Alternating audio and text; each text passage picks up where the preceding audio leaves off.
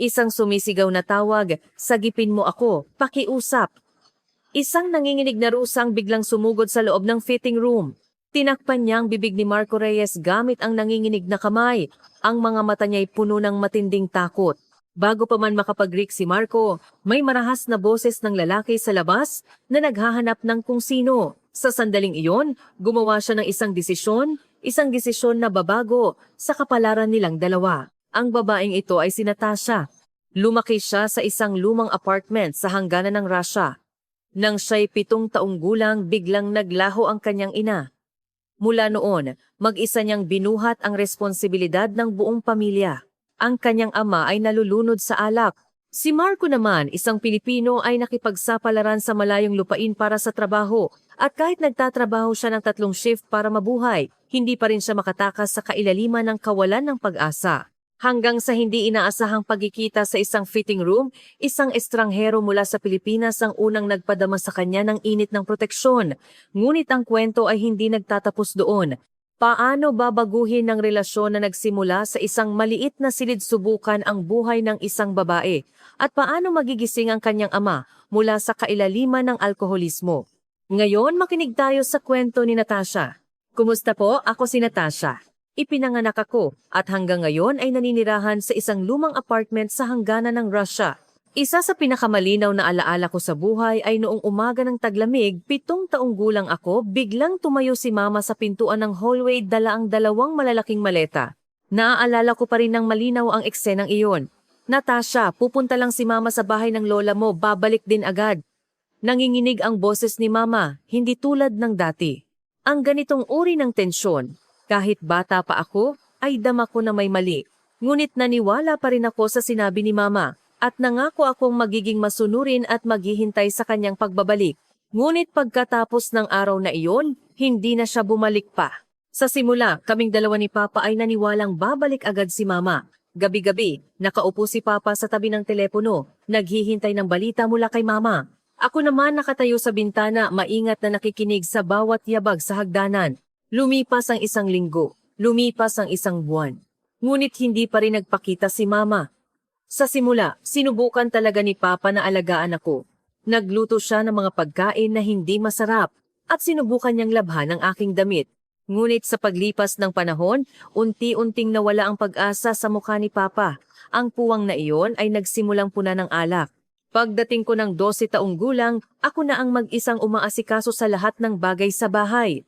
Ang pagbili ng groseriya, paglilinis at simpleng pagluluto ay naging responsibilidad ko. Lalo pang madalas uminom si Papa. At tuwing lasing, binubulungan niya ang sarili tungkol kay mama. Bakit siya umalis? Ano ang nagawa kong mali? Isang araw bago ang Living Science kaarawan ko, nadulas si Papa at nauntog ang kanyang ulo dahil sa kalasingan. Ako lang mag-isa ang tumawag ng ambulansya at nagpalipas ng buong gabi sa ospital. Nang gabing iyon, habang nakaupo sa silya sa ospital, bigla akong may naunawaan. Kailangan ko talagang maging haligi ng pamilya. Kinailangan kong iwan ang pag-aaral sa high school. Karamihan sa kinikita ni Papa ay napupunta sa alak. Para mabayaran ang upa at mga gastusin sa buhay, kailangan kong magtrabaho. Ang una kong trabaho ay night shift sa isang convenience store sa komunidad mula 11 p.m. hanggang 7 a.m. Pagkatapos ng trabaho, natutulog ako sa paaralan. Nagduda sa una ang store manager tungkol sa aking edad, ngunit nang makita niya ang aking matinding pangangailangan, pinayagan niya akong magtrabaho. Ikaw lang ba ang nakatira? Opo, kasama ko po ang aking papa, pero hindi ko na natuloy. Hindi ko alam kung paano ipapaliwanag. Sa night shift sa convenience store, nakilala ko ang iba't ibang uri ng tao, ang mga naghahanap ng alak sa hating gabi, ang mga kabataang bumibili ng sigarilyo, ang mga estudyanteng bumibili ng midnight snack. Habang pinagmamasdan ko sila, naisip ko na bawat tao ay may sariling buhay at problema. Ngunit sa parehong oras, naramdaman ko na walang sino man ang makakaintindi sa sitwasyon ko. Kaya, hindi ako naging college student kundi lumaki ako bilang isang manggagawa. Ngunit hindi sapat ang trabaho sa convenience store para sa lahat ng gastusin, kaya nagtatrabaho rin ako sa araw bilang tagahugas ng pinggan at tagalinis sa isang coffee shop sa komunidad. Ang may-ari ng coffee shop ay isang babae na nasa middle age. Paminsan-minsan ay iniaabot niya sa akin ang isang tasa ng mainit na tsaa at tinatanong kung nahihirapan ako. Ngiti lang ang isinasagot ko. Dahil kung sasabihin kong nahihirapan talaga ako, baka bumagsak ang luha ko. Lalong lumala ang kalasingan ni Papa. Dati, binubulungan lang niya ang sarili, ngayon ay nagsisimula na siyang sumigaw at maghagis ng mga gamit. Minsan, pag uwi ko, magulo ang buong bahay, basag na plato, nakatumbang silya, at si Papa nakahiga sa gitna, walang malay. Sa mga araw na ganoon, inihahatid ko muna si Papa sa kama. Pagkatapos ay nililinis ko ang bahay at pinupulot ang mga basag na plato. Paminsan-minsan, nahihiwa ang kamay ko, ngunit hindi ako umiiyak. Dahil alam kong matagal na, ang pag-iyak ay hindi makakapagpabago ng kahit anuman. Ang pinakakatakot ay kapag sumisigaw si Papa sa akin habang lasing. Aalis ka rin, tulad ni Mama, hindi ba? Lahat kayo ay iiwan ako. Sa tuwing naririnig ko ang mga salitang iyon, ang puso ko ay parang pinupunit sa sakit. Hindi po ako aalis. Hindi ko po kayo iiwan, Papa. Ngunit alam kong kahit sabihin ko pa, hindi na niya maririnig. May mga gabi na natatakot akong umuwi, kaya nagtatago ako sa sulok sa ilalim ng hagdan. Malamig ang hagdanan ng apartment, ngunit mas mabuti pa iyon kaysa sa mga sigaw at basag na ingay sa bahay. Yumuyuko ako roon hanggang umaga at pumapasok lang kapag tahimik na. Kahit ganoon hindi ako sumuko dahil bukod kay Papa, wala na talaga akong ibang kasama. Wala na si Mama at matagal nang nawala ang koneksyon namin sa mga kamag-anak. Wala rin akong kaibigan. Nagsimula pa akong magtrabaho sa isang pabrika tuwing katapusan ng linggo, gumagawa ng simpleng operasyon sa isang pabrika ng food packaging. Masakit ang pulso ko, ngunit mas mataas ng kaunti ang bayad kaysa sa ibang trabaho. Karamihan sa mga tita sa pabrika ay tahimik, mukhang may kanya-kanyang pinagdadaanan. Sa ganitong pang-araw-araw na buhay, may nangyaring nakakatakot. Isang Biyernes ng gabi, nakatanggap ako ng tawag na nasugatan si Papa sa isang away sa isang pub. Nasaktan ang kamay ng iyong ama. Pakiusap, pumunta ka agad sa ospital. Dali-dali akong pumunta sa ospital. Naasikaso na ang sugat ni Papa, ngunit ang problema ay ang sumunod na nangyari. Lasing na lasing si Papa, at nang makita niya ako, nagsimula siyang sumigaw. Natasha, nagdala ka ba ng pera? Kailangan nating bayaran ang medical fee. Lahat ng tao sa paligid ay nakatingin sa amin. Naramdaman kong nagiinit ang mukha ko, ngunit sinubukan ko pa ring pakalmahin si Papa. Papa, hinaan mo ang boses mo. Ospital ito. Ngunit hindi siya nakinig at patuloy na sumigaw. Pera! Ibigay mo ang pera! Huwag ka nang umuwi kung wala kang pera. Sa sandaling iyon, naramdaman kong hindi ko na kaya. Tumakbo ako palabas ng ospital at naglakad ng walang direksyon sa kalye. Umagos ang luha ko, ngunit pilit kong pinigilan. Ngunit hinabol pala ako ni Papa. Natasha, saan ka pupunta? Bumalik ka! Mas lalo akong nagmadali, hanggang sa tumakbo na ako. Dahil sa takot sa boses ni Papa sa likuran, sumugod ako sa pinakamalapit na gusali. Isa itong maliit na tindahan ng damit. Pagpasok ko, lumingon ako sa paligid. Maliit ang tindahan, ngunit buti na lang may ilang fitting room sa sulok. Palapit na ang mga yabag ni Papa. Wala akong oras para mag-alinlangan. Sumugod ako sa pinakamalapit na fitting room at mabilis na isinara ang pinto. Makitid ang fitting room, ngunit maliwanag ang ilaw. Ang puso ko ay tila sasabog. Parang hindi na ako makahinga sa bigat ng dibdib ko. Hindi ako makapaniwala na hinabol ako ni Papa hanggang dito. Ngunit sa sandaling isinara ko ang pinto, nagulat ako. May tao na pala sa loob. Isang lalaki. Isang binti pa lang niya ang nakapasok sa pantalon at tumigil siya roon nakatingin sa akin. Mukhang taga-Silangang Asya. Siguro ay mas matanda sa akin ng ilang taon, katamtaman ng taas, at mukhang sibilisado. Halata ang gulat sa mukha niya. Noon, nasa estado na ako ng matinding takot at hindi ko alam ang gagawin. Naisip ko lang na kung sumigaw ang lalaking ito, tapos na ang lahat. Kusa akong umabot at tinakpan ang bibig niya at ang isa kong kamay ay nagsenyas ng tahimik. Nagulat din ang lalaki nang bigla akong sumugod, ngunit hindi pa niya naisusuot ng maayos ang pantalon niya, tinakpan na ang bibig niya, natigilan siya roon. Ngunit mukhang mabilis siyang nakaunawa na talagang natatakot ako. Nanginginig ako. Nais kong sabihin, pasensya na. Gamit ang nanginginig na boses, ngunit sa sandaling iyon narinig namin ang marahas na boses ni Papa sa labas. Natasha, nasaan ka? Lumabas ka. Kakausapin kita. May banta sa boses na wala roon dati. Lalo akong nawala ng pag-asa. Inalis ko ang kamay ko sa bibig niya at nag-cross ako ng kamay, desperadong nagmamakaawa. Nagawa ko lang banggitin nang walang boses, tulungan mo ako. Siguradong puno ng kawalan ng pag-asa at takot ang mukha ko noon. Nakatayo pa rin ang lalaki, hindi pa rin naisusuot ng maayos ang pantalon niya, ngunit tila nabasa niya ang kawalan ng pag-asa sa aking mga mata. Pagkatapos, dahan-dahan siyang tumango, ipinahiwatig na nauunawaan niya. Kahit nakakahiya at magulo ang sitwasyon, handa siyang tumulong sa akin. Mabilis akong itinulak ng lalaki sa pinakadulo ng sulok ng fitting room. Siya naman ang tumayo sa harap, humaharang sa pinto. Hindi pa rin niya naisusuot ng maayos ang pantalon niya. Sa ganitong biglaang sitwasyon, sinubukan pa rin niya akong protektahan. Palapit ng palapit ang mga yabag ni Papa. Naghahanap siya sa buong hallway at tumigil sa harap ng fitting room. Kinapitan ko ang hininga ko, tahimik na naghihintay. Ngunit napakalakas ng tibok ng puso ko na tila naririnig sa labas. Nagsimulang kumatok si Papa sa pinto ng fitting room. "Nasa loob ka, hindi ba? Huwag kang magtago. Lumabas ka." Malakas ang boses at tila nagsisimula ng mapansin ng ibang customer. Sa sandaling iyon, binuksan ng lalaki ang pinto ng fitting room. Nagharap sila ni Papa. Nakatago ako sa likuran. At naririnig ko lang ang usapan nilang dalawa. Kalmado, ngunit matatag ang tono ng lalaki. Sinabi niya sa hindi perpektong Russia na nagpapalit siya ng damit. Malinaw ang intensyon, ang boses ay may kumpiyansa at paggalang. Mukhang natigilan si Papa. Siguro ay hindi niya inasahan ang ganitong sitwasyon kaya medyo naging magalang siya sa tono. Tinanong niya kung may nakita ba siyang babaeng may blonde na buhok at ganito ang taas. Nanginginig pa rin ang boses ni Papa, ngunit mas kalmado kaysa kanina.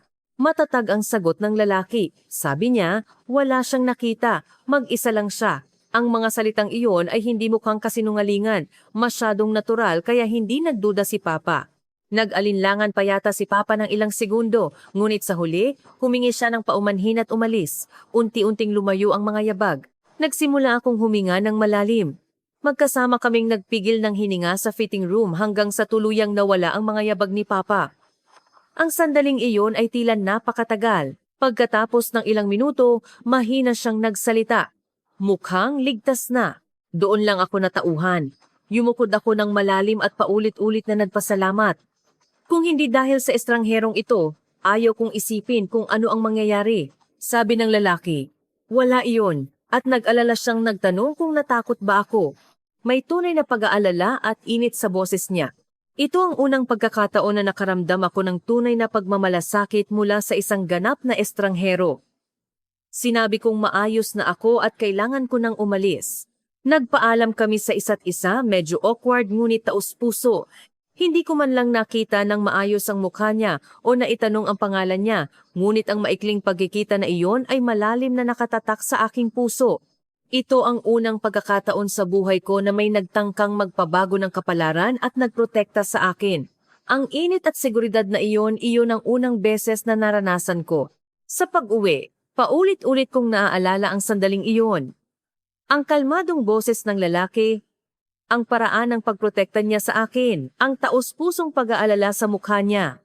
Napaka-estranyo ng lahat ng ito sa akin. Nang dumating ako sa bahay, tulog na si Papa sa sofa. Buti na lang at hindi na siya nanggulo, ngunit hindi ako makatulog. Ang mga pangyayari noong araw na iyon ay umiikot sa isip ko. Nang gabing iyon, may isa pa akong naunawaan. Walang sino man ang nagprotekta sa akin sa buong buhay ko. Umalis si Mama. Si Papa ay nalulunod sa alak. At hindi niya ako kayang protektahan. Sa halip, ako ang kailangang magprotekta sa kanya. Wala akong kaibigan at wala akong matatanda na maaasahan, ngunit iba ang nangyari sa fitting room noong araw na iyon. Kahit naganap na estranghero, tinulungan ako ng lalaking iyon nang walang kondisyon at nagtaguyod pa ng abala para sa akin. Mula noon, tuwing dumadaan ako malapit sa tindahan ng damit na iyon, iniisip ko kung magkikita pa kaming muli. Ngunit, hindi madali ang magkita ulit. Pagkatapos ng ilang araw mula sa insidente sa fitting room, ang bahay ay parang impyerno pa rin. Pagkatapos ng araw na iyon, lalo pang naging sensitibo si Papa. Mas madalas siyang magbulong sa sarili habang lasing at tinitingnan niya ako ng may pagdududa, kaya lalo akong nagpapagabi umuwi. Pagkatapos ng trabaho, hindi ako dumidiretso sa bahay, kundi nagpapalipas ng oras sa 24 oras na coffee shop o naglalakad sa komunidad. Doon kahit papaano, may sandali akong kapayapaan. Ganoon din ang nangyari noong araw na iyon. Pagkatapos ng night shift sa convenience store, mga 7 a.m. pumasok ako sa coffee shop. Wala pa masyadong customer sa oras na iyon at tahimik. Umupo ako sa sulok at umorder ng mainit na tsaa. Kahit pagod na ako, ayaw kong umuwi. Habang nakaupo ako sa upuan ng coffee shop, nakatingin sa labas ng bintana, bigla akong may nakitang likod na pamilyar. Sa sandaling lumingon ang taong iyon, nagulat ako. Ito ang lalaking tumulong sa akin sa fitting room ilang araw na ang nakalipas. Mukhang nakilala rin niya ako. Nag-alinlangan siya sandali pagkatapos ay dahan-dahan siyang lumapit sa aking mesa. Ikaw iyon noong araw, hindi ba? Opo, maraming salamat po noong araw. Dali-dali akong tumayo para magpasalamat. Ngunit ang sumunod na sinabi ng lalaki ay tuluyang nagpatigil sa akin. Kumusta ka noong araw? Ang simpleng tanong na iyon ay nagpabagsak sa isang bahagi ng puso ko. Sa matagal na panahong iyon, walang nagtanong sa akin kung kumusta ako. Walang nagmalasakit kung nahihirapan ba ako. Ngunit ang estrangherong ito ay tunay na nag-aalala sa akin.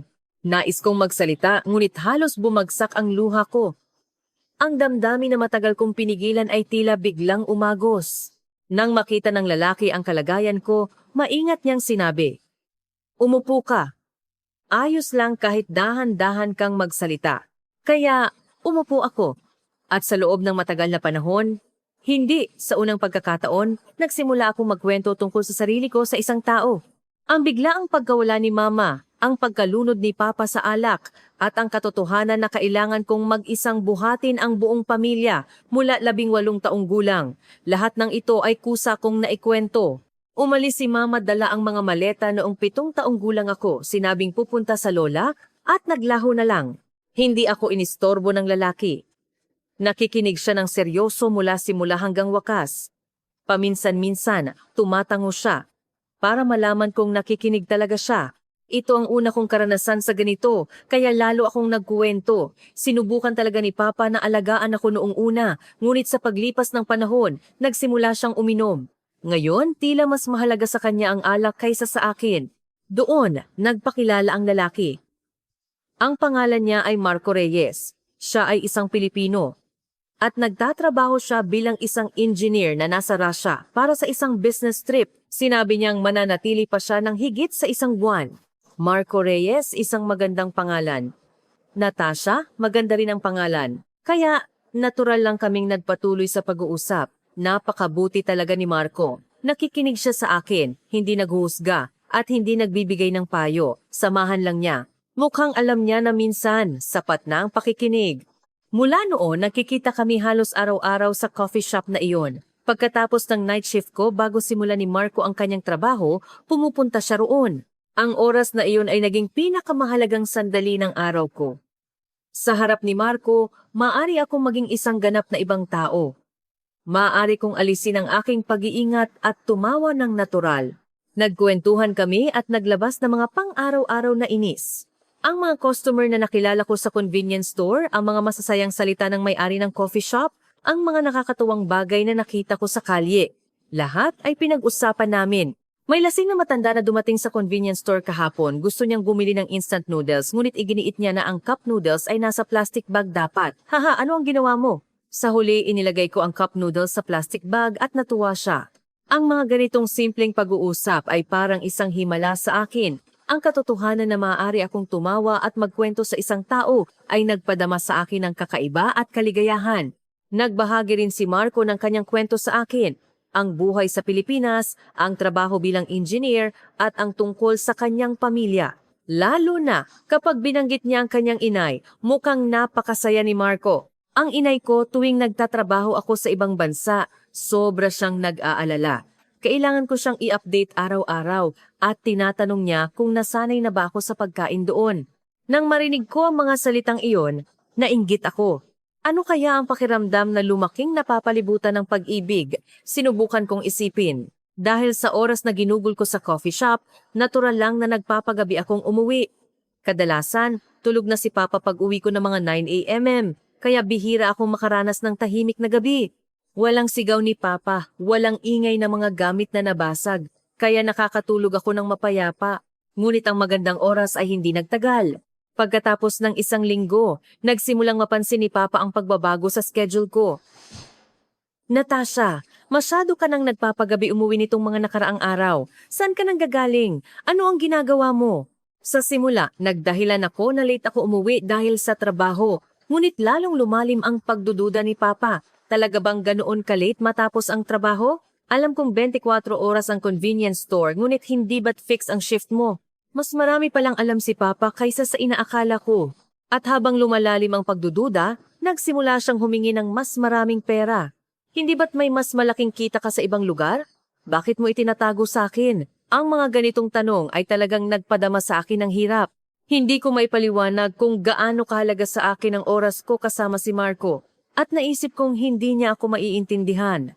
Isang araw, lalong naging matindi ang pagtatanong ni Papa.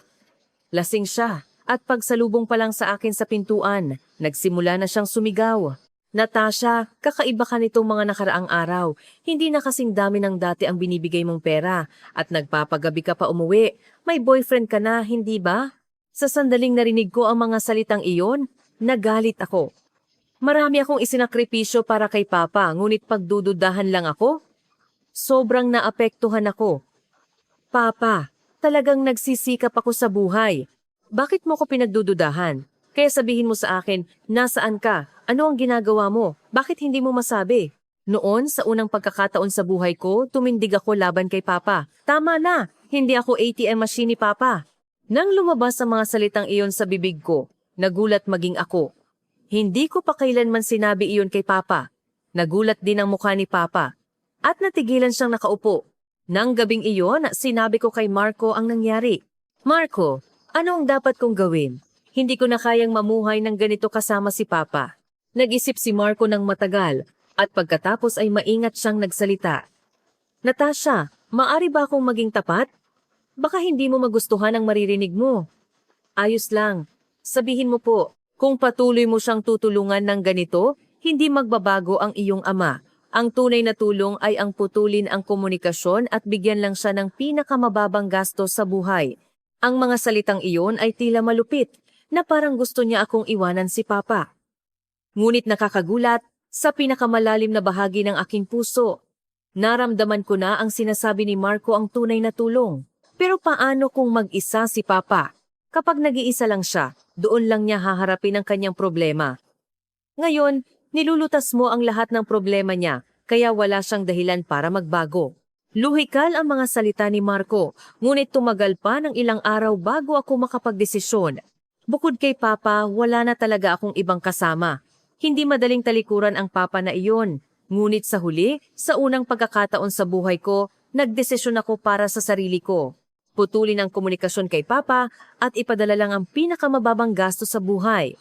Nang sabihin ko kay Marco ang desisyon na ito, mahigpit niyang hinawakan ang kamay ko.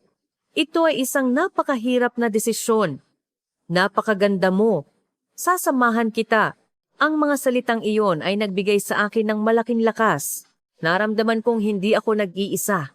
Ang pagputol ng komunikasyon ay mas mahirap kaysa sa inaakala ko.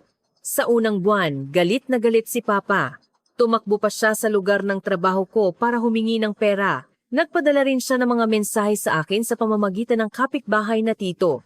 Ngunit nagdesisyon akong manindigan. Kasama ko si Marco sa panahong iyon. Tuwing nag-aalangan ako, pinalalakas niya ang loob ko at sinasabing tama ang desisyon ko. Ito ang pinakamahirap na oras. Magtiis ka pa ng kaunti. Lumipas ang 2 buwan, 3 buwan at nagsimula ng may pagbabago. Nagdala ng balita ang kapitbahay na Tito Natasha. Nitong mga nakaraang araw, bumaba ang bilang ng pag-inom ng iyong ama. At nakikita ko siyang lumalabas para maghanap ng trabaho paminsan-minsan.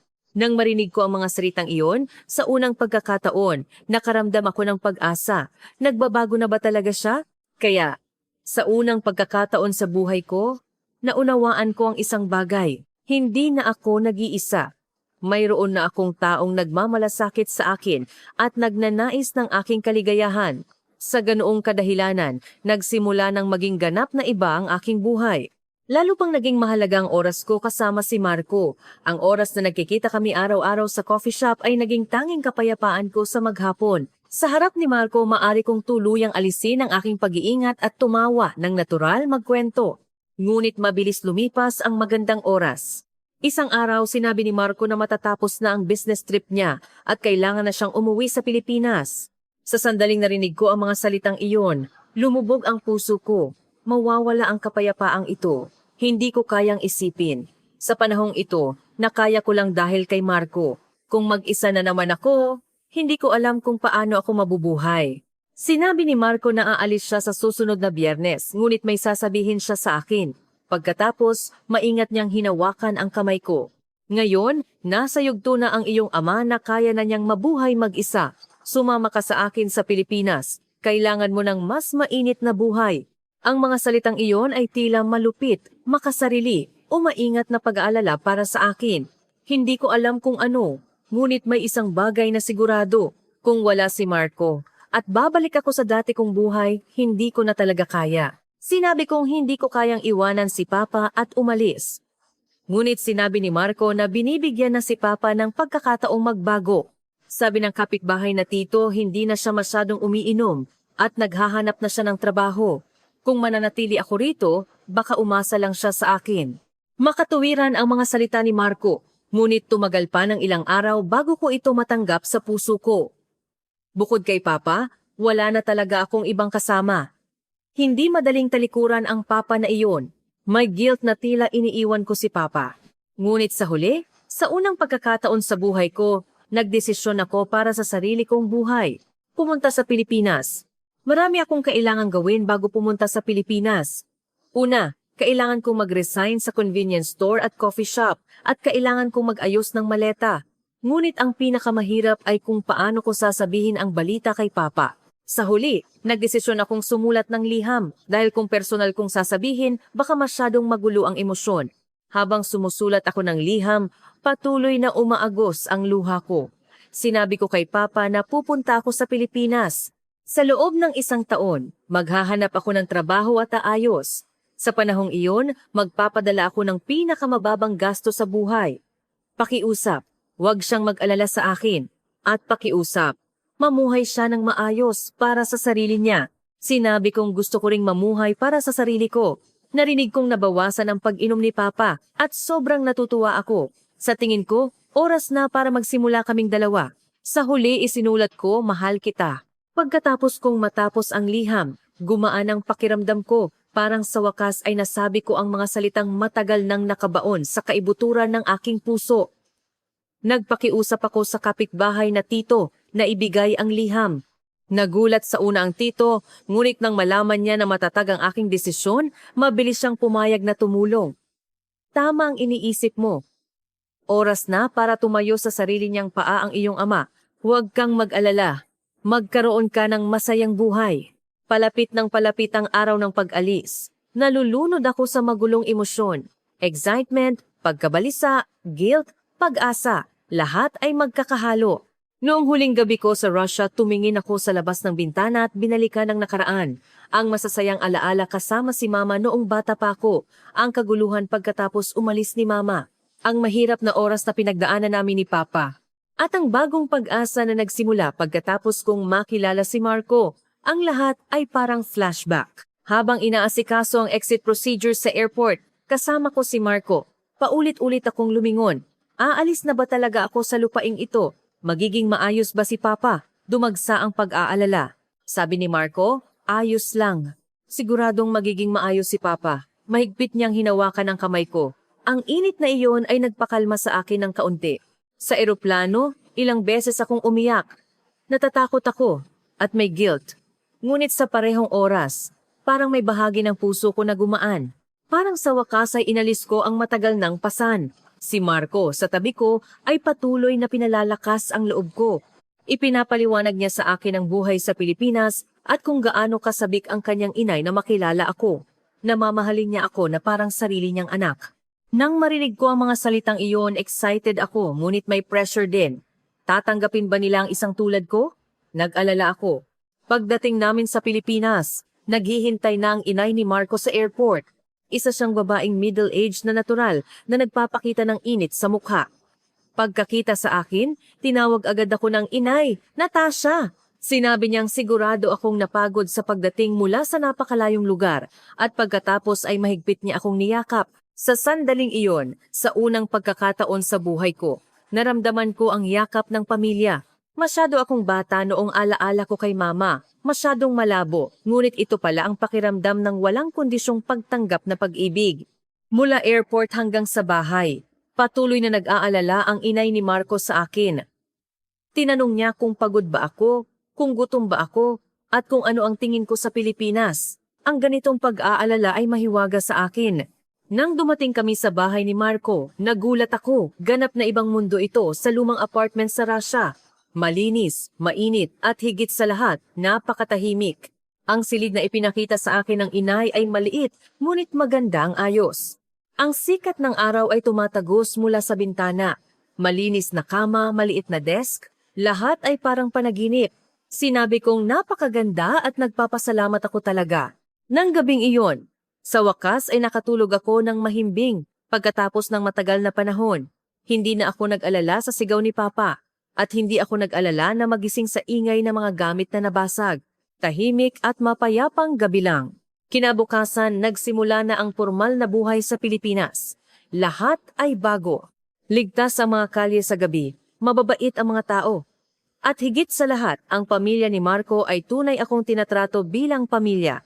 Araw-araw nagluluto ang inay ng mainit na sabaw para sa akin at dahan-dahan niya akong sinasanay sa pagkain ng Pilipino. Sa una, medyo maanghang at kakaiba, ngunit nasanay din ako. Palaging sinasabi ng inay na tila napakarami kong pinagdaanan at kailangan kong kumain ng marami.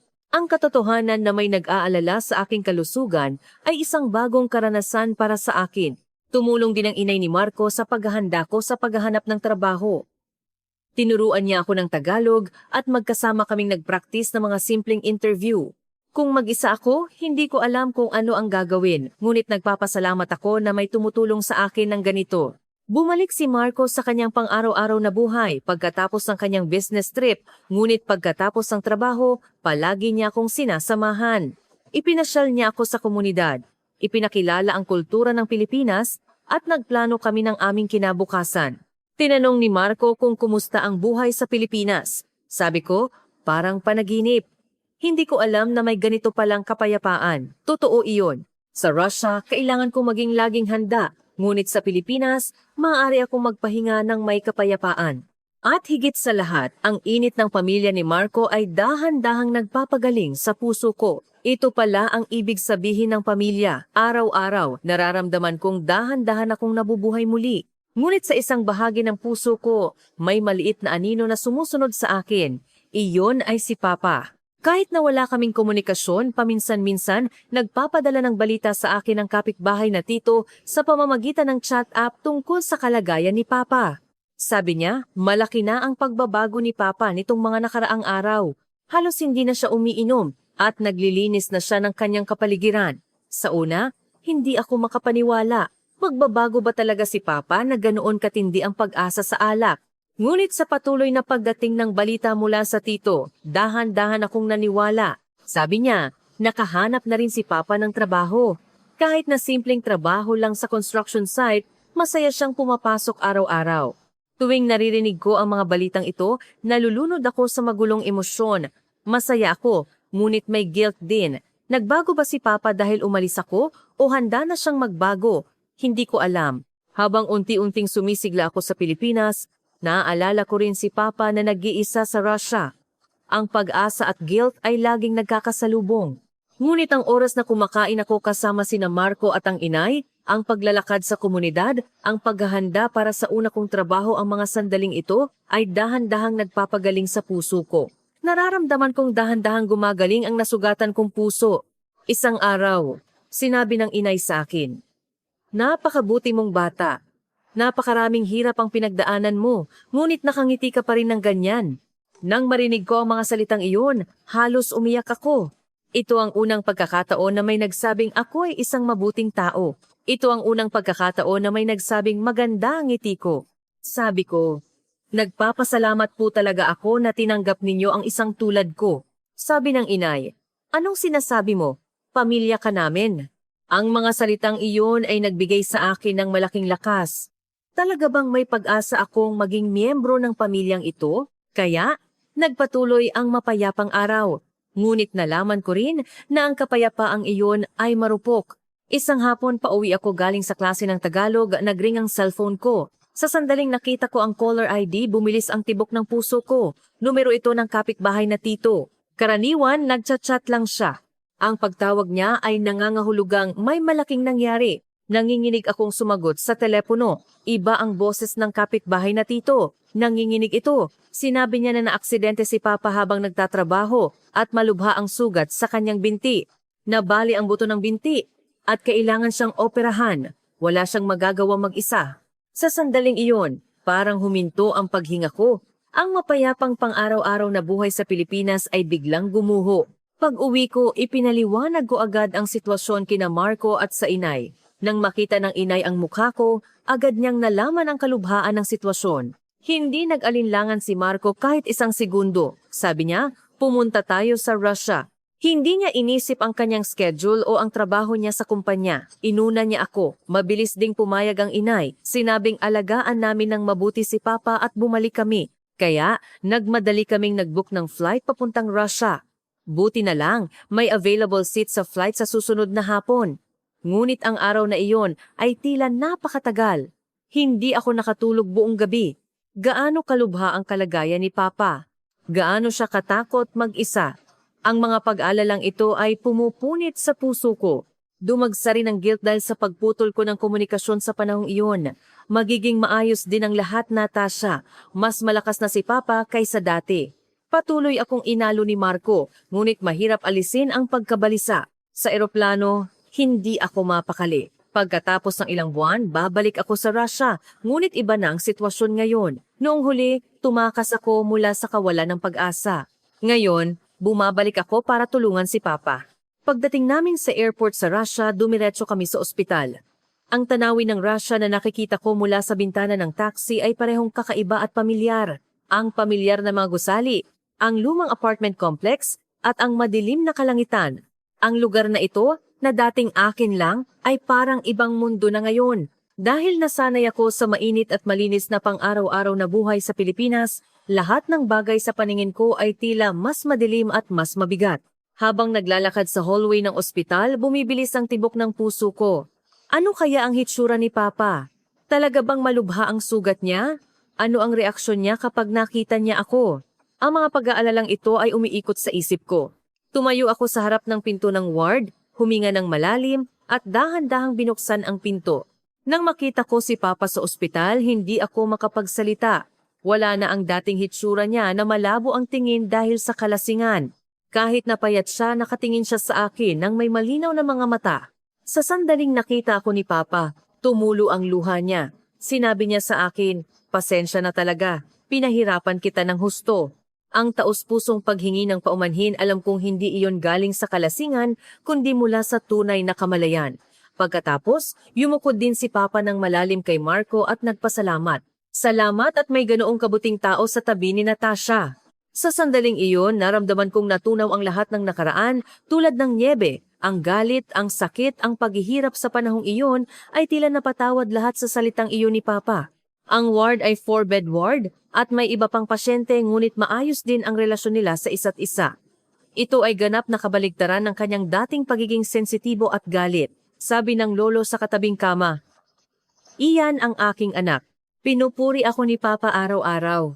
Hindi ako makapaniwala na pumupuri si Papa sa akin. Narinig namin ang detalyadong kalagayan ni Papa mula sa doktor. Komplikado ang bali ng buto ng binti at kailangan siyang operahan. Aabuti ng hindi bababa sa 2 buwan bago siya gumaling, ngunit nakahinga ako ng maluwag nang marinig na wala siyang panganib sa buhay. Nag-aalala ako bago ang operasyon. Ilang buwan lang ang nakalipas, tumakas ako at ngayon, ako na ang tagapag-alaga ni Papa. Magulo ang isip ko. Ang operasyon ay naka-schedule kinabukasan ng umaga. Nang gabing iyon, nagbantay ako sa tabi ni Papa. Gusto kong papuntahin ni Marco sa kalapit na hotel para magpahinga, ngunit hindi ako makaalis sa tabi ni Papa. Nang gabing iyon, nagkaroon kami ni Papa ng aming unang tunay na pag-uusap. Sa kalaliman ng gabi ng tahimik ang ward at tulog na ang ibang pasyente, maingat siyang nagsalita. Tinanong niya kung masaya ba ako sa Pilipinas. Iba ang boses niya, napakalambing at napakainit. Sinabi kong napakasaya ko talaga. Sinabi ni Papa na ang kaligayahan ko ang pinakamahalaga at mukha siyang kampante. Dahan-dahan, parang mga salitang matagal na niyang gustong sabihin ngunit hindi niya masabi. Ipinaliwanag ni Papa ang proseso ng kanyang pagtigil sa pag-inom. Pagkatapos mong umalis, impyerno talaga sa simula. Galit at kalungkutan ang magkahalo. Lalo akong umasa sa alak. Ngunit isang umaga nang magising siya matapos makatulog sa sahig dahil sa kalasingan, bigla siyang may naunawaan. Kung mamamatay siya ng ganito, wala siyang maiiwan kay Natasha. Sabi ni Papa na sa simula, halos mabaliw siya pagkatapos kong umalis. Galit na galit at napakalungkot. Ngunit pagkatapos ng mga isang buwan, bigla niyang naunawaan kung anong buhay ang pinamumuhay niya. Kaya, nagdesisyon siyang magbago. Nakahanap siya ng simpleng trabaho sa construction site. Kahit na simple lang, may sense of accomplishment siya sa pagpasok araw-araw at hindi na niya naisipang uminom.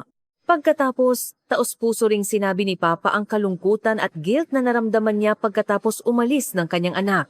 Sinabi niya ngayon lang niya nalaman kung gaano ako nahihirapan at muli siyang humingi ng paumanhin. Tumulo ang luha ng tunay na pagsisisi sa mata ni Papa. Umiyak din ako. Ito ang unang pagkakataon na nakita ko si Papa ng ganito. Naging matagumpay ang operasyon. Nagising si Papa mula sa anesthesia at ako ang una niyang hinanap. Nagpasalamat siya sa pagpunta ko. Sabi ko, natural lang na pumunta ako. Papa kita. Nanatili kami sa ospital ng 1 linggo pagkatapos ng operasyon. Talagang inalagaan ni Marco si Papa na parang sarili niyang anak. Hindi masarap ang pagkain sa ospital kaya bumili siya ng porridge sa kalapit na Russian restaurant.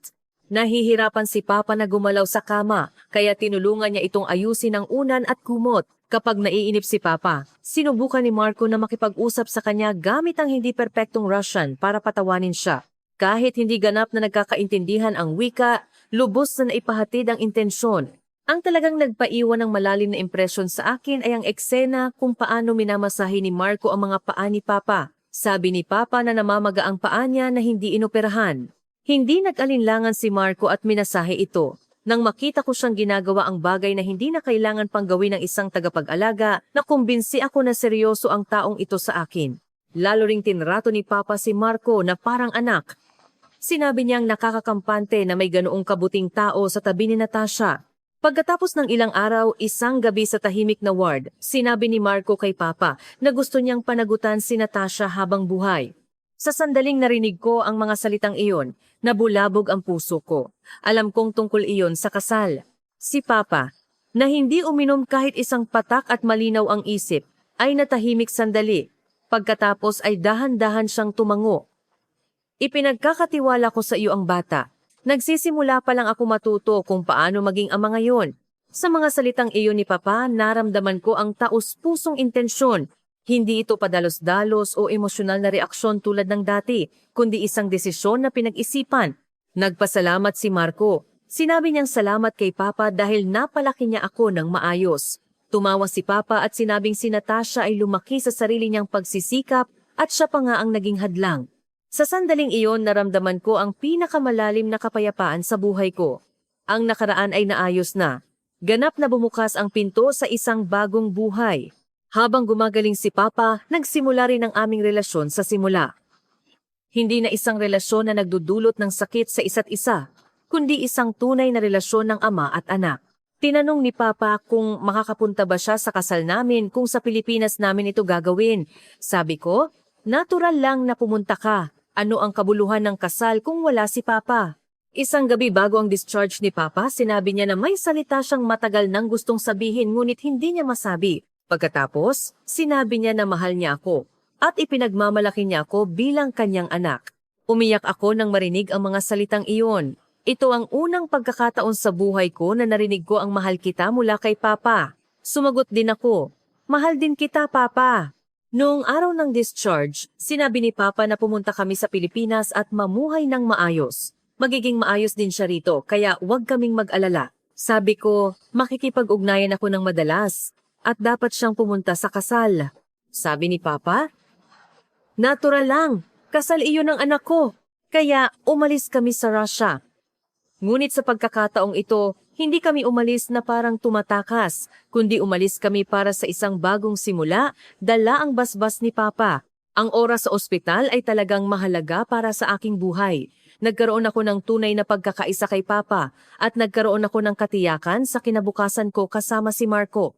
Si Papa ay naging ibang tao na talaga. Walang amoy ng alak kundi amoy ng sabon. Walang malabong tingin kundi malinaw na mga mata. Sa eroplano, hinawakan ni Marco ang kamay ko. Ngayon, ito na talaga ang simula natin. Sumagot din ako. Oo, ito na ang bagong simula. Habang nakatingin sa ulap sa labas ng bintana, naunawaan ko na ang tunay na kaligayahan ay hindi nakukuha sa pag-iwan sa isang tao, kundi dumarating kapag ang lahat ay nakahanap na ng sarili nilang lugar. Si Papa, ako, at si Marco, mukhang nahanap na namin lahat ang daan patungo sa kaligayahan. Pagbaba ko ng eroplano at pagtapak sa airport ng Pilipinas, nakaramdam ako ng magulong emosyon. Ang lupaing ito, na bago pa lang sa akin ilang linggo na ang nakalipas, ay talagang parang bago kong tahanan ngayon. Ang buhay sa Russia ay laging parang isang labanan na kailangan kong pigilin ang hininga, ngunit ang pang-araw-araw na buhay sa Pilipinas ay, kahit nakakaiba, napakainit. Mula airport hanggang sa bahay, patuloy na tinatanong ni Marco kung pagod ba ako, kung may kailangan ba ako, at kung nag-aalala ba ako sa pag-iwan kay Papa.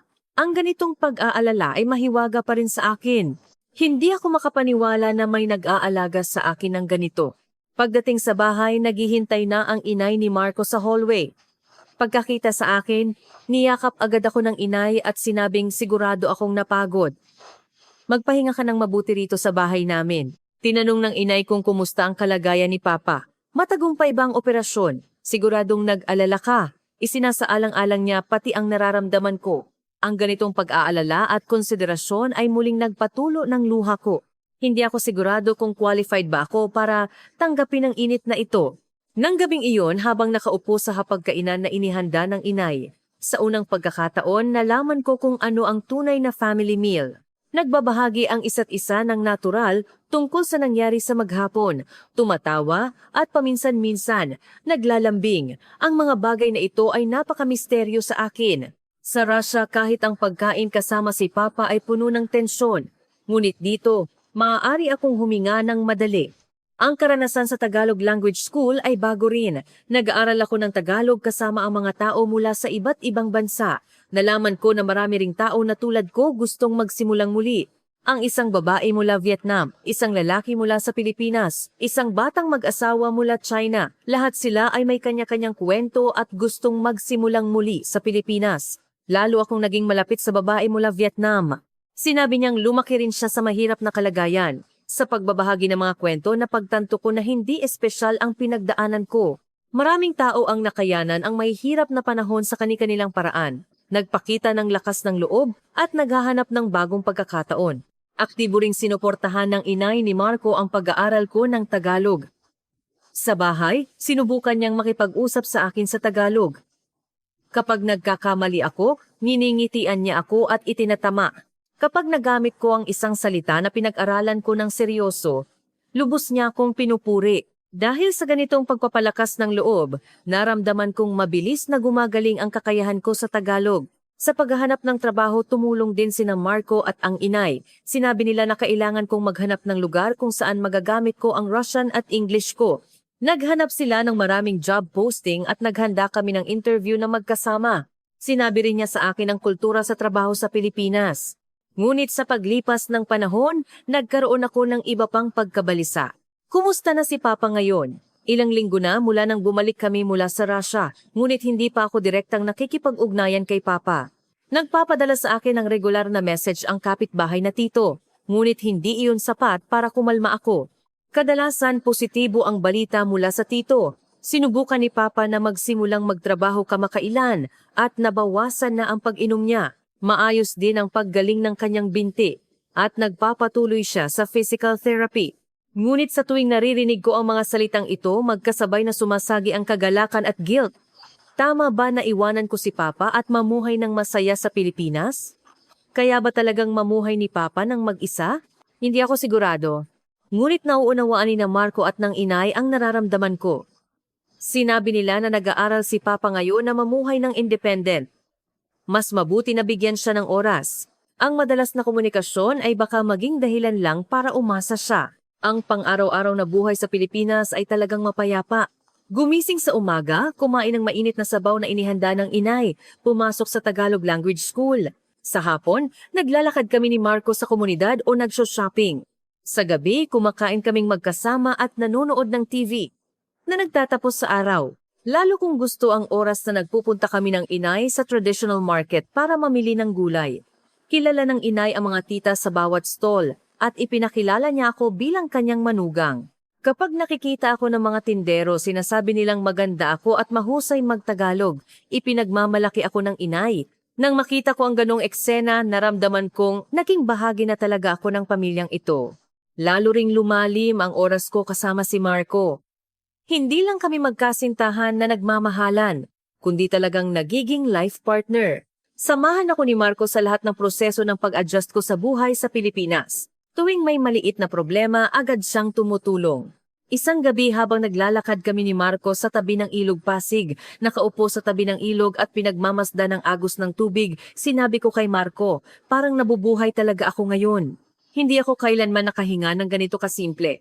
Hinawakan ni Marco ang kamay ko at ngumiti siya. Simula pa lang ito, ang buhay na lilikha nating magkasama ay mas maganda pa. Nang marinig ko ang mga salitang iyon, naniwala ako talaga. Kung gaano kahirap ang nakaraan, ganoon kaganda ang magiging buhay sa hinaharap, sigurado ako. Habang nakatingin sa Ilog Pasig, naisip ko na patuloy na aagos ang ilog na ito. Ang buhay ko rin ay patuloy na aagos. Ngunit ngayon, siguro ay aagos ito patungo sa mabuting direksyon. Ang buhay sa Pilipinas ay sa wakas nagturo sa akin ng tunay na kahulugan ng buhay. Hindi lang ito tungkol sa pagtitiis, kundi tungkol sa paghahanap ng kaligayahan, pangangarap at paglikha ng kinabukasan kasama ang taong mahal mo. Iyan ang tunay na buhay. Hindi ko rin makakalimutan ang tensyon noong una kong job interview. Para ito sa posisyon ng Russian interpreter at translator sa isang trading company. Sina Marco at ang inay ay nagpraktis sa akin hanggang gabi bago ang araw. Mula sa etiquette sa trabaho sa Pilipinas hanggang sa kung paano magpakilala, ang sagot sa mga posibleng tanong lahat ay inihanda. Noong araw ng interview, talagang pinaghandaan ng inay ang almusal at pinalakas ang loob ko. Huwag kang mag-alala. Maging natural ka lang. Nagpabakante rin si Marco para ihatid ako sa interview venue. Dahil sa suportang iyon, matagumpay kong natapos ang interview. Pagkatapos ng ilang araw, nakatanggap ako ng job offer. Malinaw ko pa ring naaalala ang tensyon nung una kong araw sa trabaho.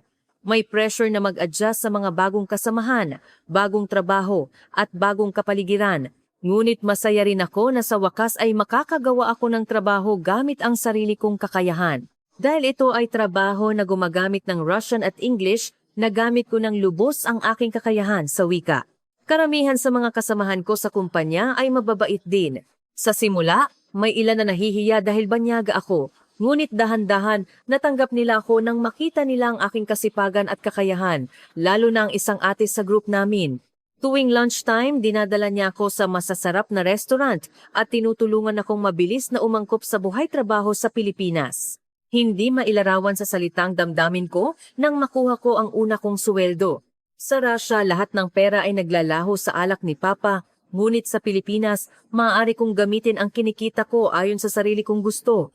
Bumili ako ng maliit na regalo para sa inay gamit ang una kong sweldo, kumain kami ni Marco ng masarap na hapunan at nagpadala rin ako ng kaunting pera kay Papa sa Russia. Nagsulat din ako ng liham kasama ng perang ipinadala ko kay Papa. Sinabi ko na maayos ang buhay ko sa Pilipinas at makikipag-ugnayan ako sa kanya ng direkta sa lalong madaling panahon. Hindi ko pa kaya ang video call ng direkta, ngunit nagsisimula na ako mag-isip na dahan-dahan akong makikipag-ugnayan muli. Dahan-dahang umayos ang buhay ko sa Pilipinas. Nasanay na rin ako sa trabaho sa kumpanya. Ang kakayahan ko sa Tagalog ay umabot na sa punto na wala akong problema sa pang-araw-araw na pag-uusap. At higit sa lahat, ang oras na ginugol ko kasama ang pamilya ni Marco ay nagturo sa akin kung ano ang tunay na pamilya. Nagpapatuloy si Papa sa physical therapy sa Russia.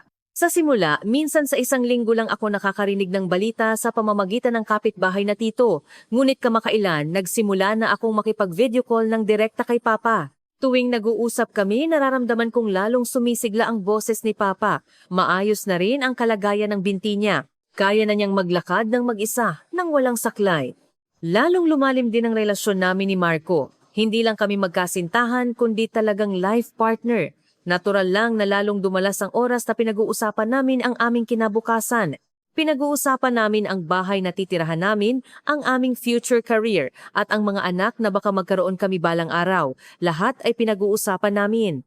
Isang gabi habang naglalakad kami sa tabi ng Ilog Pasig, maingat na sinabi ni Marco, "Sa tingin ko, maaari na tayong magsimulang maghanda para sa kasal."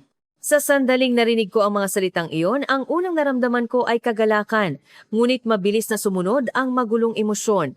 Ang problema kung paano isasama si Papa mula sa Russia, ang takot sa kultura ng kasal sa Pilipinas, at ang alaala ng paghahanda ko sa lahat ng mag-isa dahil wala akong suporta ng pamilya noong nakaraan. Lahat ay nag-flash sa isip ko ng sabay-sabay. Ito ang unang pagkakataon na nalaman ko na ang kasal ay nagdudulot ng ganito kagulong emosyon. Pag-uwi, sinabi ko sa inay ang tungkol dito. Tuwang-tuwa talaga ang inay. Sabi niya, maaari na kaming magsimulang maghanda para sa kasal agad.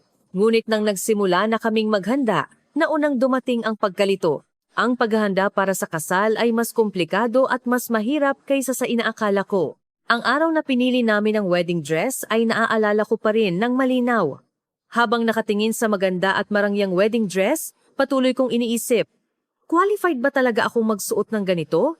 Kasama ko ang inay sa bridal shop. Sinubukan ko ang ilang damit ngunit pakiramdam ko ay nakakahiya ang sarili ko sa salamin. Ang pag-book ng venue, pagpaplano ng budget, paggawa ng guest list, ang mga bagay na ito na wala akong karanasan ay nagtambak.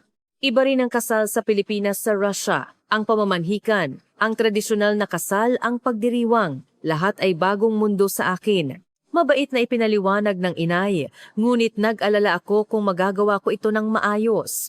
Lalo na mahirap ang problema ni Papa, ang kalagayan ng paggaling ng binti ni Papa. Kaya ba niyang magtiis sa mahabang flight papunta sa Pilipinas? Magdudulot ba ito ng burden sa kanyang kalusugan? Araw-araw nag-aalala ako. At nag-alala rin ako kung paano kung hindi siya mag-adjust kapag dumating siya sa Pilipinas. Sa panahong ito nagkaroon kami ni Marco ng maliliit na pagtatalo. Sabi ni Marco, gagawin namin ang lahat para makarating si Papa. Magbubook kami ng business class ticket at aayusin namin ang lahat para sa kanya mula airport. Sabi ko naman, ayaw kong maging burden sa kanya ang problema ng pamilya ko. Paano kung masira ang kasal dahil kay Papa? Ang mga salitang ito ay sinabi para sa kapakanan ng isa't isa. Ngunit ang mga intensyon na iyon ang nagpadala sa amin ng sakit sa isa't isa. Sinabi ni Marco, bakit mo gustong lutasin ang lahat ng mag-isa? Pamilya na tayo. Dapat nating pag-alalahan ng magkasama. Sabi ko naman, hindi pa rin ako sanay na umasa sa iba. Mas madaling lutasin ng mag-isa. Napakahirap ng panahong iyon. Dapat ay masaya kami sa paghahanda para sa kasal, ngunit lalong lumaki ang pagkabalisa at pag-aalala. Nagmadali ba ako sa pagpapasya? Magiging burden ba ako kina Marco at sa pamilya niya? Ang mga kaisipang ito ay umiikot sa isip ko. Napansin ng inay ang nararamdaman ko. Isang araw, tinawag niya ako at pinaupo. Tinanong niya kung stressed ba ako sa paghahanda sa kasal. Pinilit ba namin siya? Sinabi ko sa inay ang lahat ng pag-aalala na nakatago sa puso ko. Pagkatapos niyang marinig ang sinabi ko, sinabi ng inay na nag-alala rin siya ng ganoon noong una siyang ikinasal. Ang kasal ay isang pangako ng dalawang tao na magsasama, ngunit isa rin itong proseso ng pagiging isa ng dalawang pamilya. Kaya, natural lang na magkaroon ng magulong emosyon, at ang pinakamahalaga ay ang pagmamahalan at ang pagnanais na magkasama ni Natasha at Marco. Ang iba ay mga problema na malulutas. Pinalakas ng inay ang loob ko. Pagkatapos kong marinig ang mga salitang iyon, gumaan ang pakiramdam ko. Ang tuluyang nagpatapos sa lahat ng aking pag-aalala ay si Papa.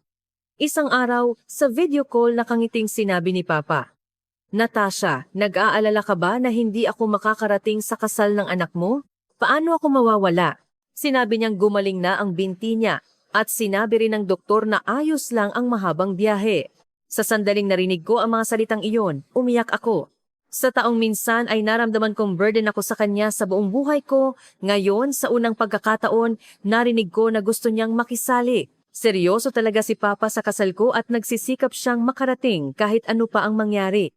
Pagkatapos ng video call kay Papa, unti-unting bumilis ang paghahanda sa kasal. Ang inay ni Marco ay nag-alaga sa mga detalye tulad ng isang pro. Pag-aayos ng wedding dress, hairstyle, makeup, pag-book ng cake, paghahanda para sa reception, sinamahan niya ako sa lahat ng proseso.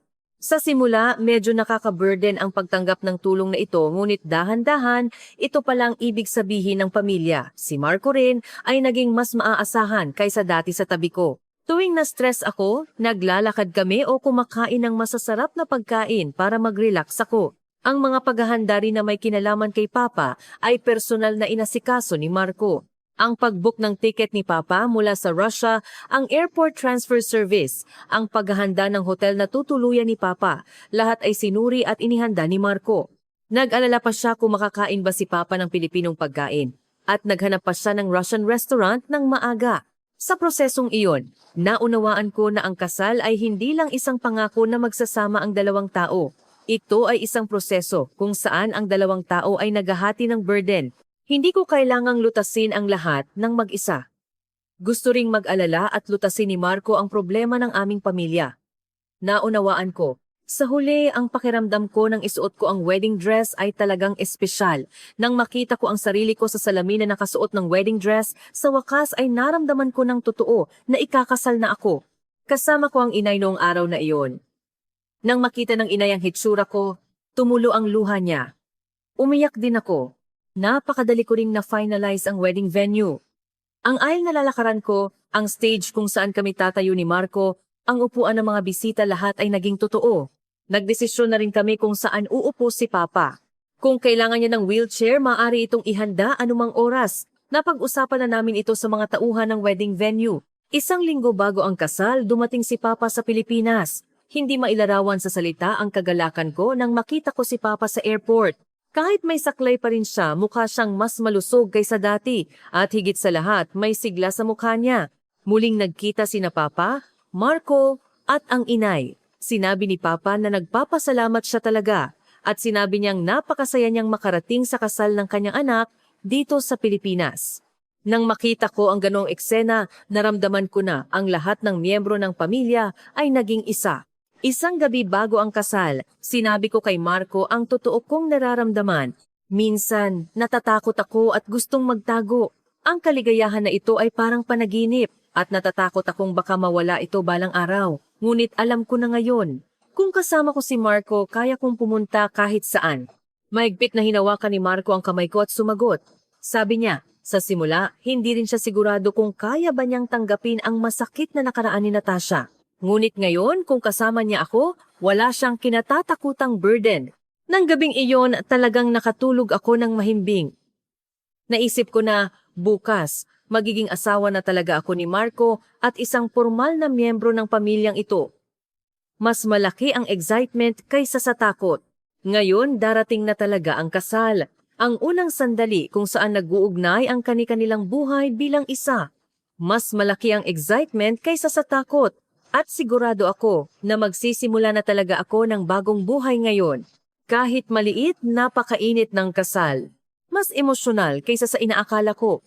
Si Papa, na dahan-dahang lumakad gamit ang saklay, ay umiyak habang tinitingnan kami ni Marco.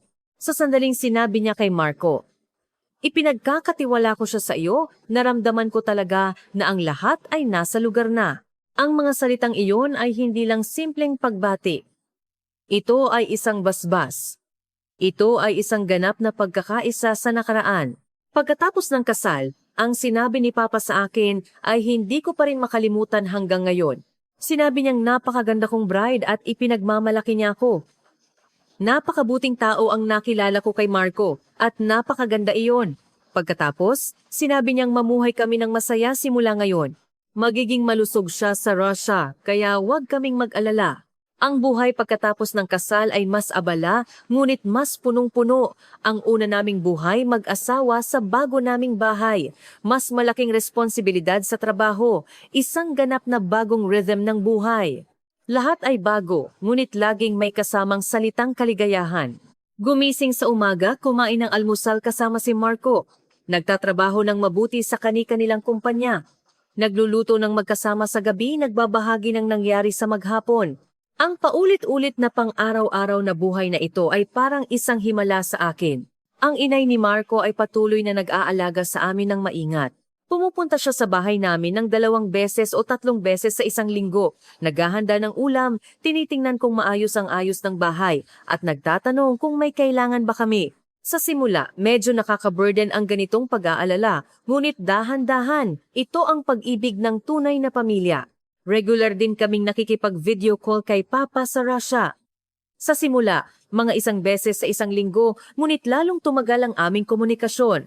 Tuwing nag-uusap kami, maingat na tinatanong ni Papa kung maayos ba akong kumakain, kung maayos ba ang pakikisama namin ni Marco, at kung may inconvenience ba ako sa buhay sa Pilipinas.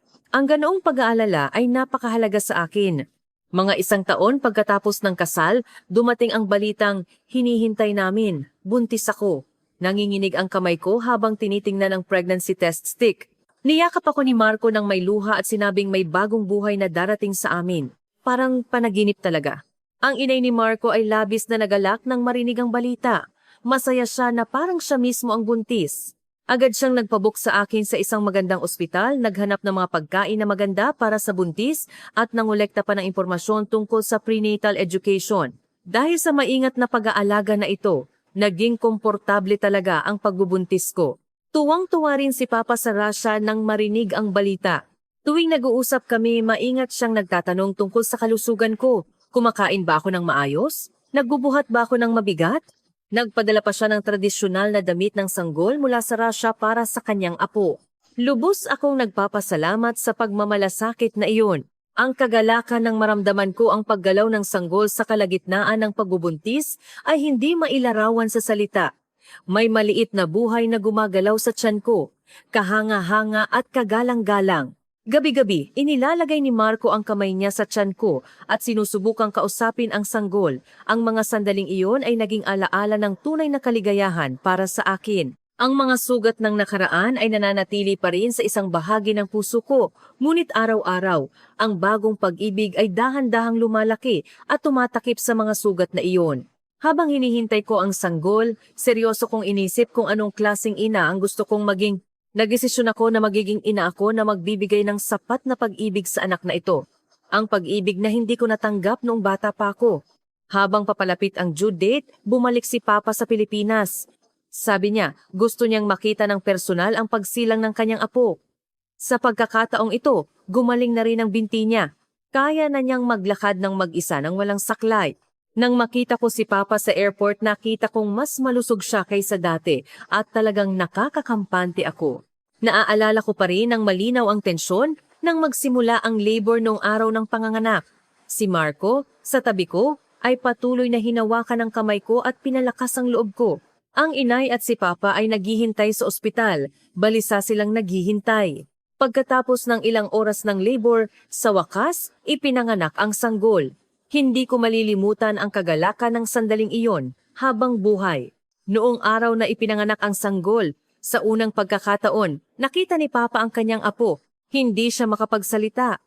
Nanginginig lang ang kamay niya at mahina siyang nagsalita. Nakita ko ang ganitong himala at umiyak siya ng matagal habang hinahawakan ang maliit na kamay ng kanyang apo. Ang mga luha na iyon ay halo-halo ng pagsisisi, paggaling, kagalakan at pag-ibig. Ang pakiramdam ko nang hawakan ko ang sanggol sa unang pagkakataon sa nursery ay mahiwaga talaga. Ang isang napakaliit marupok na buhay ay nagmula sa akin. Hindi ako makapaniwala at nakumbinsi ako na kaya kong gawin ang lahat para sa anak na ito. Pagkatapos ng discharge, ang postpartum care sa bahay ay mas mahirap kaysa sa inaakala. Ngunit nakayanan ko dahil tumulong ang lahat ng miyembro ng pamilya. Tinuruan ako ng inay sa lahat, mula sa postpartum recovery hanggang sa kung paano alagaan ang newborn. Si Papa, na nanatili sa Pilipinas ng 1 pang buwan, ay napaka-aktibo sa pag-aalaga sa kanyang apo. Ang eksena ni Papa na nag-aalaga sa kanyang apo ay mahiwaga talaga. Ang init ng pamilya na hindi ko naranasan noong bata pa ako. Maingat siyang nag-aral kung paano magpalit ng diaper, kung paano gumawa ng gatas, at kung paano patahanin ang sanggol kapag umiiyak. Lalo na, ang eksena ni Papa na nakaupo at nagpapatulog sa sanggol ay nag-iwan ng malalim na impresyon. Habang kinakantahan siya ng Russian lullaby at dahan-dahang hinahaplos, naisip ko, sana ay nakita ko si Papa ng ganito noong bata pa ako. Ngunit nagpapasalamat pa rin ako na nakita ko ito ngayon. Pagkatapos bumalik ni Papa sa Russia, Madalas din kaming nag-video call. Sabi niya, ang pagtingin sa mukha ng kanyang apo ang nagpapasaya sa kanya araw-araw.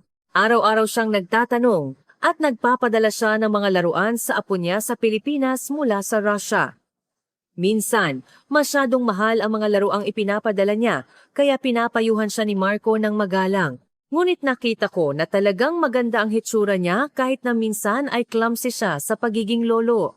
Nang 6 na buwan na ang sanggol, bumalik si Papa sa Pilipinas. Sabi niya, gusto niyang manatili ng 3 buwan at gumugol ng mas maraming oras kasama ang apo niya. Sinabi rin niya na sigurado siyang nahihirapan kami bilang mag-asawa sa pag-aalaga at gusto niyang tumulong.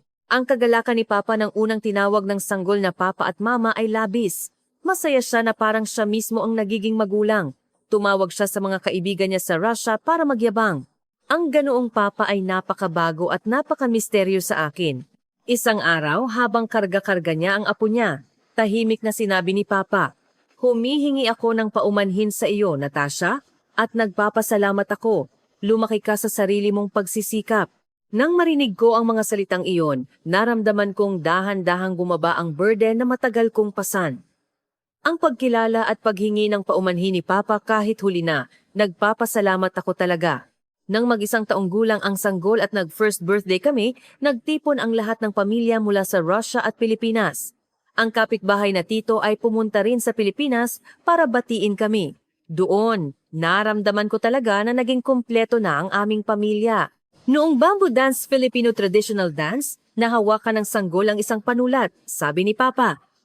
Napakatalino ng apo namin at tuwang-tuwa siya. Pagkatapos sinabi niya kay Marco, "Ipinagkakatiwala ko sa iyo ang edukasyon ng apo ko. Turuan mo rin siya ng Russian." Ang mga pag-uusap na iyon ay talagang nagpadama sa akin ng init.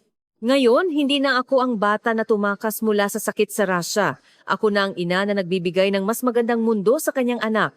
Ako ang asawa na lumilikha ng kinabukasan kasama ang kanyang asawa. Ako ang anak na nagbigay ng pangalawang pagkakataon sa kanyang ama. At higit sa lahat, naging isang independent na babae ako na alam kung paano mahalin ang sarili. Marami akong natutunan sa pagpapalaki ng anak ko. Kung ano ang walang kondisyong pag-ibig, kung ano ang pagtitiis, at kung gaano talaga kahalaga ang pamilya. Kahit may mga mahihirap na sandali, kapag nakikita ko ang nakangiting mukha ng sanggol, nawawala ang lahat ng pagod.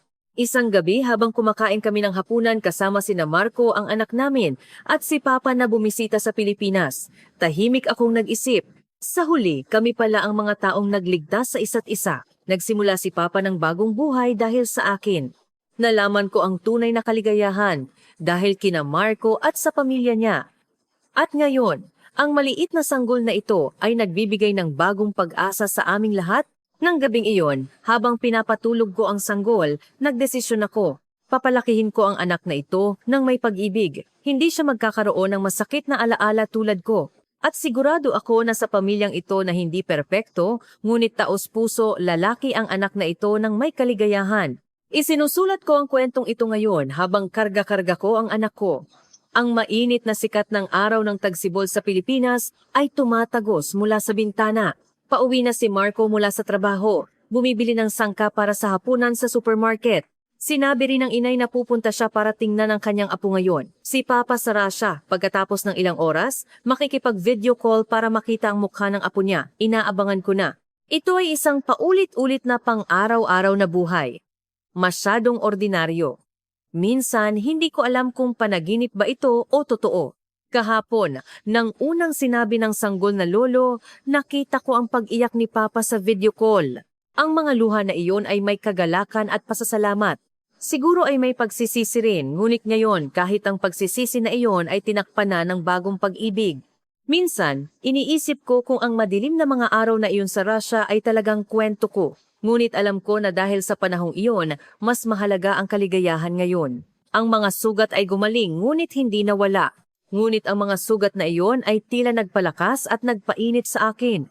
3 taon na kaming kasal ni Marco. Nagsisimula ng maglakad ang sanggol. Inaayos pa rin ng inay ang lahat para sa amin na parang sarili niyang anak.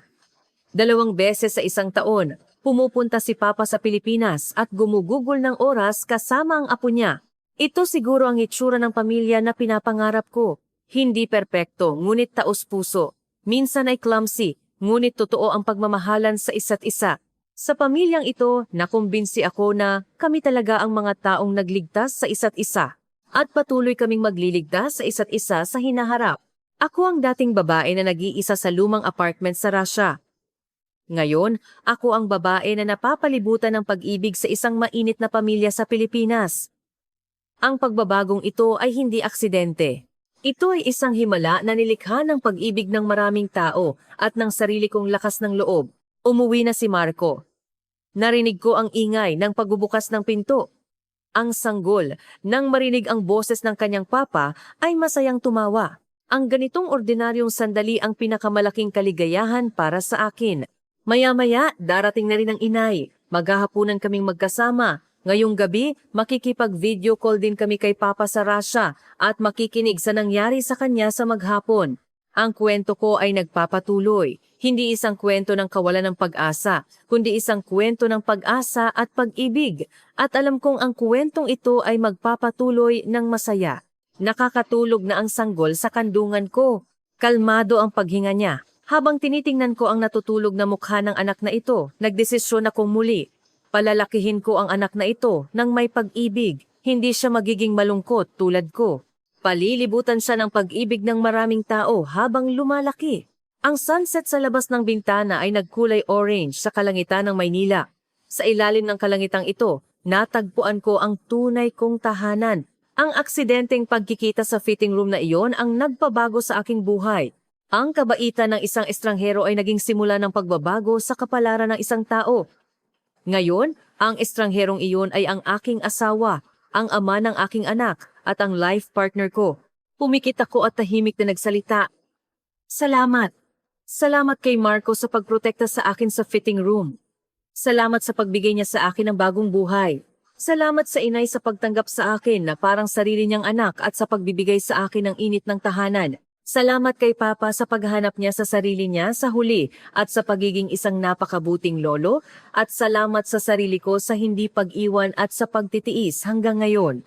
Nang imulat ko ang aking mga mata, nakatayo si Marco sa harap ko, nakangiti.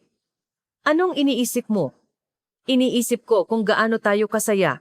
Umupo si Marco sa tabi ko at dahan-dahang hinaplos ang ulo ng sanggol. Simula pa lang ito, mas magiging masaya tayo sa hinaharap. Alam kong totoo ang mga salitang iyon. Nagsisimula pa lang ang kwento namin. Ang mga sugat ay naging medalya. Ang sakit ay naging lakas. Ang kawalan ng pag-asa ay naging pag-asa. At ang lahat ng ito ang nagpabuo sa akin ngayon. Hindi na ako tumatakas, kundi humaharap. Hindi na ako nag-iisa, kundi nakikibahagi sa taong mahal ko. Iyan ang natutunan ko sa buhay. Nagring ang doorbell. Si inay ang dumating. Karga-karga ko ang sanggol. At tumayo ako. Binuksan ni Marco ang pinto.